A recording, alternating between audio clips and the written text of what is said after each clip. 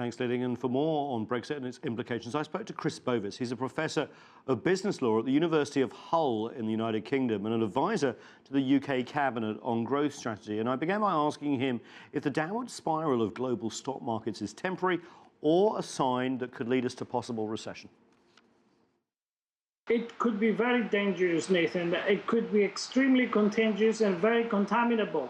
It can contaminate other economies across the world because of the uncertainty, and that never before has such a situation occurred. Never before a member state, a government, has withdrawn from an economic cooperation institution. Well, that hasn't happened yet, of course, and lots of negotiations to go on, lasting at least a couple of years. How long do you think these negotiations will go on, and what do you think the problems are for the UK, Europe and the global economy while this transition occurs? Legally, Nathan, the deal should be replacing the common market within 2 years of the United Kingdom triggering Article 50. This is the official divorce between the United Kingdom and the European Union. Yes. However, the uncertainty is that the 2 years are not enough to wrap again the entire common market with a free trade agreement area similar to what you have between Canada and United States and Mexico.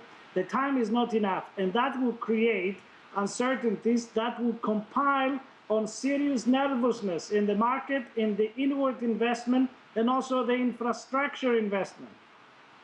But you could argue that the UK has had its separate currency for a long time. They've been on the edge of certain European arrangements, and they do trade with the rest of the world very independently.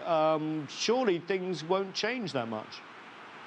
That is the positive argument, that the sterling is independent of the euro. However, the monetary system, the monetary union, should be underlying the entire European Union project. You cannot separate between the European Union and the United Kingdom, even if there is a separate currency, such as the sterling.